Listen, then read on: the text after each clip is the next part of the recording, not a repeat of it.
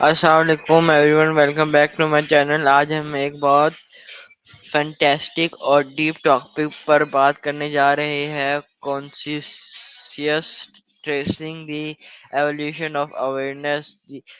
Consciousness, ये awareness वो चीज़ है जो हमें अपने आप, अपने थॉट्स और अपने आसपास की दुनिया को समझाने की सलाहियत देती है। लेकिन ये कंसिस्टेंस असल में क्या है, और क्या और कैसे ये इवॉल्व हुई? आज के ए सेशन में हम सेसमी माइल्स के साथ इनके सवालों के जवाब ढूंढेंगे। Let's begin. Hey Miles, Hey, how goes it? welcome back to another AI session. Today we are discussing a word that has become one of the most recognizable experience in modern communication. Whatever.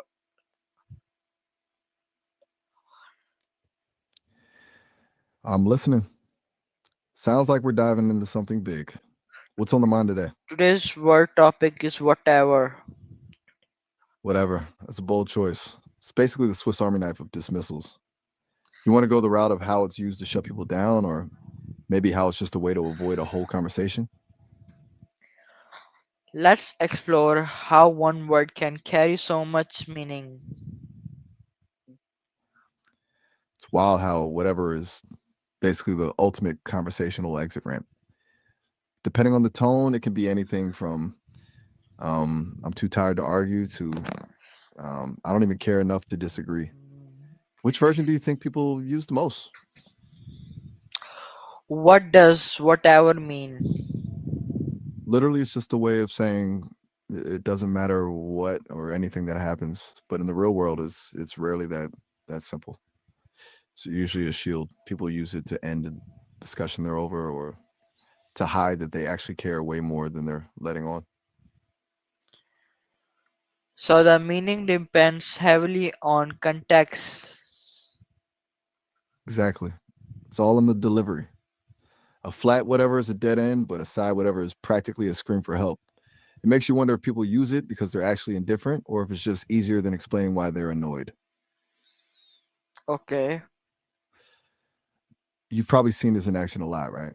Like in those moments where someone's clearly annoyed but just doesn't want to deal with the effort of a full argument. Where did the word originated? Let me check. It goes back to Middle English before 1375. It started as a compound of what and ever, mostly meaning no matter what. The funny part is that it took hundreds of years to turn into the dismissive eye roll of a word we know today. That slang version didn't really hit its stride until the 80s and 90s with teenagers. Pretty wild that it took that long to find its true calling as a way to shut down a conversation. Okay. So it start as a natural word. Explain me long. It really did. For a long time, it was just a functional piece of language, like a tool you'd use to build a sentence, not a weapon to end one. Back in the day, if you said whatever happens, you weren't being rude. You were just acknowledging that the future is unpredictable. It was about openness almost. Then you fast forward to the 80s and 90s, and the word gets a complete makeover. It shifts from describing a situation to describing an attitude. It becomes this perfect little package of indifference. Instead of saying, I disagree with you, but I don't think this conversation is going to get anywhere, people just say whatever. It's efficient, but it's lethal because it denies the other person any room to respond. It's like the word evolved from being a bridge to being a wall. Do you think that's why it feels so much more aggressive now than it did originally? How did it become associated with difference? I think you might have meant it's efficient with its indifference, right? That's exactly it. It's the ultimate shortcut. Yes. Why spend 10 minutes explaining your frustration when one word can basically tell the other person, you're not worth the effort of an argument? It's a high level move in the art of avoiding things. Okay. That is quite a transformation. It's a complete 180. It went from a neutral description of fate to this strategic tool for ending a conversation. It's kind of funny how we take these helpful words and turn them into ways to keep people at a distance. You think we've just become lazier with how we express our feelings? Yeah. Did It's movies definitely a and trend. yes, you were saying something. That I was just saying that we've traded depth for speed. It's like we're all just skimming the surface of our emotions because it's faster. Like, but you mentioned movies. You think they help push this kind of talking into the mainstream? Yes. Totally. I can see it. The disaffected teen trope in movies is basically the blueprint for the modern whatever. Those movies spent years romanticizing that kind of coldness as being cool or edgy, and people just started mimicking it. It's like cinema gave us a vocabulary for being indifferent. I wonder if there are any specific movies or characters that you think really nailed that vibe. Okay. Did movies and television help popularize this usage? Oh, for sure. They basically turned it into a lifestyle. Think about all those 90s teen dramas where the main character just shrugs and says it to their parents to end a whole fight. It made that kind of distance feel like a power move. I bet it actually gave people a way to express a specific kind of angst without having to actually be vulnerable. Okay. Many people still associated it with that era. Wait, an ear off? I'm not sure I follow. Are you talking ERA. about a specific gesture? Oh, the era. That makes way more sense. Saying it's still tied to that specific time and vibe, like a nostalgic relic of that angst ridden period. It's kind of wild that a word can stay anchored to a certain decade like that. Exactly. It's like a linguistic time capsule. Even now, when someone says it with that specific tone, you can almost see the flannel shirts and the grunge music in the background. Do you think it's still a cool way to be indifferent, or does it just feel dated now? Yeah. I Confidence. feel like it's. Yes, yes, you were saying something. I was just thinking that maybe it's not about being cool anymore, but more about that confidence you mentioned.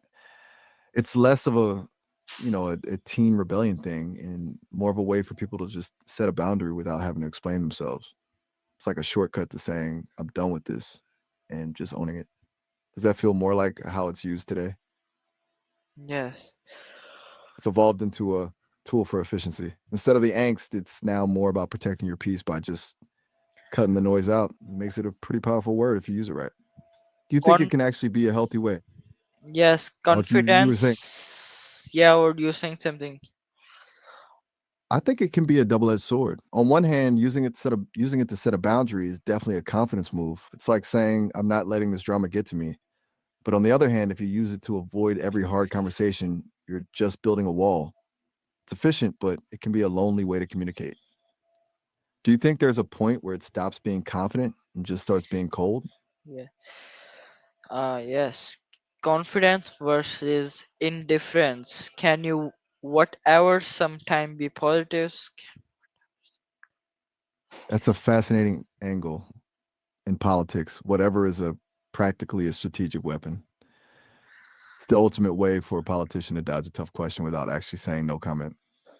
By acting indifferent, they can make the other person look over eager or desperate while they keep all their cards close to their chest. It's a way of dismissing an entire argument as irrelevant without having to prove it is. Do you think that kind of strategic indifference actually works on people, or does it just make them more suspicious? I think it works sometime.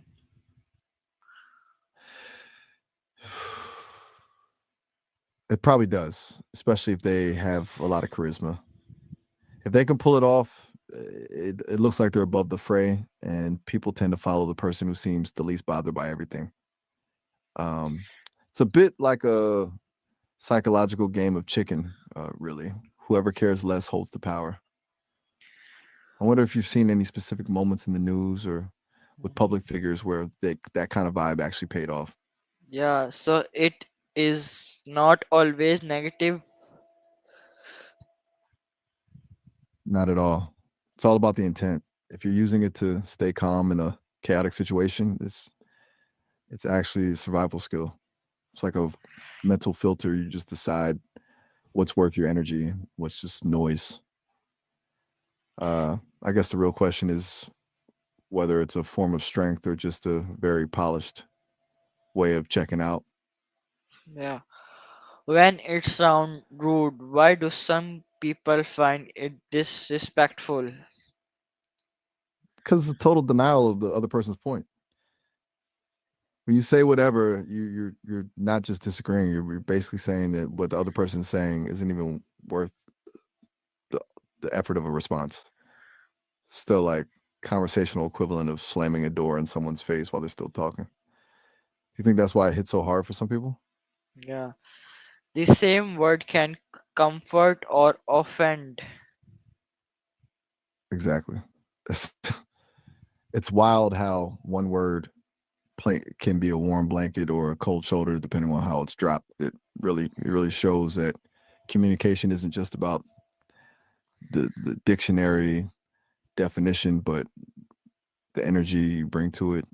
I wonder if you think most people are even aware of the power they're wielding when they use it, or if they're just on autopilot. Philosophy behind the word. Why do people use whatever when they are upset? It's a defense mechanism. When you're upset, the actual emotions are usually way too messy to put into words right away.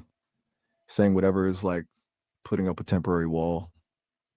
It protects you from having to be vulnerable or admit you're actually hurt, and it gives you a second to breathe without giving the other person more ammunition. Do you think people do it more to protect themselves or to punish the other person by shutting them out? I think in some cases they protect and in some they punish. That's the most honest way to look at it. It's a versatile tool. Sometimes it's a shield to keep from breaking down, and other times it's a sword used to make the other person feel small. It's all about whether you're trying to survive the moment or win the argument, Interesting. right? It's a weirdly complex bit of psychology for such a short word. I'm curious, in your experience, do you find it easier to deal with someone who says whatever than someone who just goes completely silent? Yeah. The digital era, how has social media affected the world?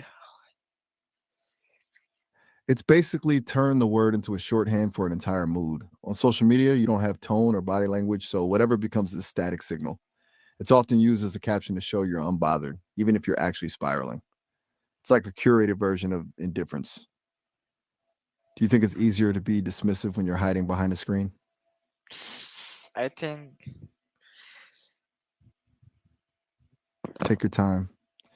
I'm just thinking about how a screen makes it so easy to just drop a word and vanish without having to see the look on the other person's face. yeah, it feels different if behind screen and in front of.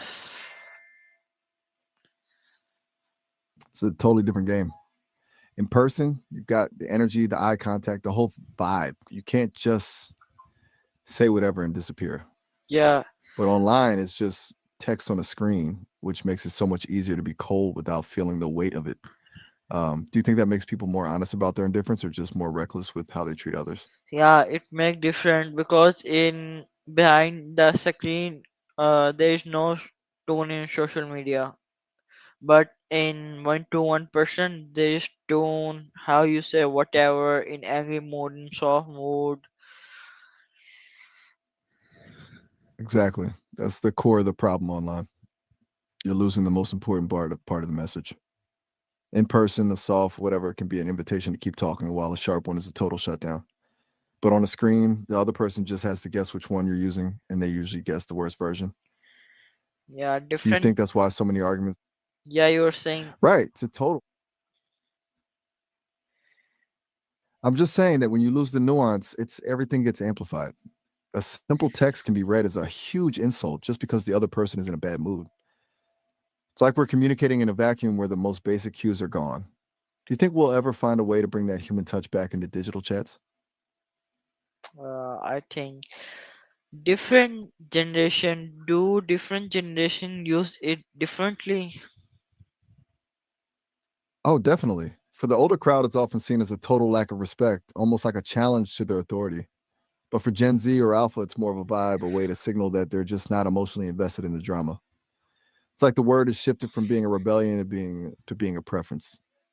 Do you think the age gap makes it harder for people to actually understand each other when they use it? Yeah, I think. Yeah. I mean, it's a classic case of miscommunication. Imagine a teen saying it to a parent who grew up in a time where that was a huge sign of disrespect. The parent hears a shout, but the teen just thinks they're being chill.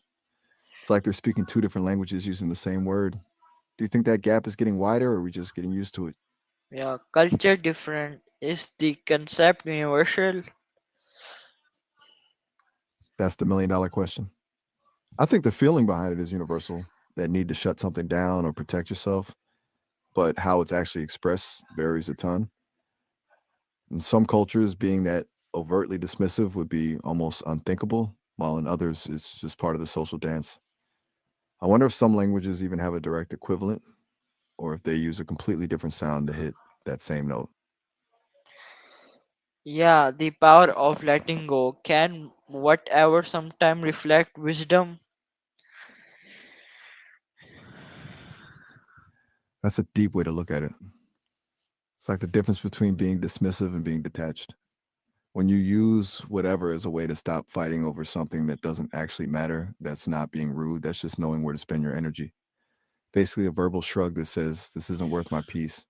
Do you think most people can tell the difference between someone who's being wise and someone who's just being lazy? Hmm, yes, I think so. It's usually in the energy. Wisdom feels like a release, while laziness feels like a wall. One lets the air out of the room, the other just sucks the air out. Do you think you've ever used whatever as a way to actually save a relationship from a pointless argument? yeah, It's a real lifesaver sometimes. Knowing when to just drop the rope and stop pulling is probably the smartest move you can make in a fight. It turns the whole thing from a battle of wills into just nothing. Do you think that's a hard habit to build, or does it come naturally to some people? I think it depends on person. Fair enough. It's definitely a personality thing. Some people are just wired to need the last word, while others are happy to just let it all slide. I Yeah, guess it comes down to who has the higher tolerance for being wrong in the eyes of the other person. yes. It's a bit Uh, of a ego game. It is. The second you stop caring who wins the argument, the whole dynamic changes. It's like you've just stepped out of the ring while the other person is still punching the air. Do you think that's why it's so frustrating for the person on the receiving end? yes, Because they're still locked in the fight and you just basically deleted the game? It's the ultimate power move because it leaves them with nowhere to go. Do you think it's actually possible to be too detached where you just stop caring about anything at all? yeah. I think it's possible. That's the danger zone. When you stop caring about the small things to save your peace, it's a win. But if that whatever starts applying to the big things, you're not just protecting your energy, you're basically checking out of your own life. It's a thin line between being zen and just being numb. Do you think people usually realize they've crossed that line, or do they just wake up one day and wonder why Yes. nothing feels important? What happen if someone say it is too often? The danger of overusing it. If you lean on it too much, you basically become a ghost in your own conversations. When everything is whatever, nothing actually matters. You stop being a participant and just become a spectator. People eventually stop trying to connect with you because they know they're just going to hit a wall every time. Do you think that's where it leads to a kind of emotional isolation? Yeah, communication lesson. What we can learn from this word. No, I think the biggest lesson is that the words we use are just the tip of the iceberg. It shows that the real conversation is actually happening in the subtext, the tone, the energy, and the intention. It teaches us that you can have all the right words in the world, but if the delivery is off, you know, the message is totally different. Plus, it's a reminder to be careful with our shortcuts. Efficiency is great for getting things done, but it's kind of a killer for building actual connection. Do you think we're losing that ability to be nuanced in the way we talk to each other? Yes, human nature Why are humans drawn to expression like this? Because we're basically wired to avoid pain. And emotional conflict is a form of pain. Using a word like whatever is a quick way to escape the heat of the moment. It's an instinctual move, shortcut the stress, avoid the vulnerability, and get back to a place of safety. We love these expressions because they give us a sense of control when we actually feel completely out of it. Does that sound like human nature to you, or do you think it's something we've just picked up over time? Yeah, the future of whatever. Do you think people will continue using it or not? I think it'll stick around.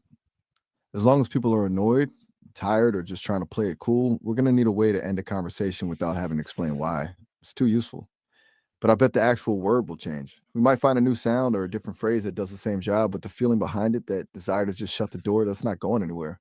Do you think we'll eventually find a way to express that indifference without it sounding so rude? Why does some people say whatever even when they actually cares? That's the classic mask. It's usually a fear of looking too invested. If you admit you care, you've given the other person a map of your weaknesses, and for some people, that's way too scary. So they use whatever as a decoy to keep their pride intact. Do you Ca think that's more about a lack of trust or just a general fear of being vulnerable? okay. Can It's a whatever tough spot to be defensive mechanism? It definitely can be. It's like a mental armor. If you can convince the world that nothing gets to you, you feel untouchable. But the problem with armor is that it doesn't just keep the bad stuff out, it keeps you locked in too. Do you think most people realize they're doing it, or is it just a reflex they've developed to get through the day? I think the reflex.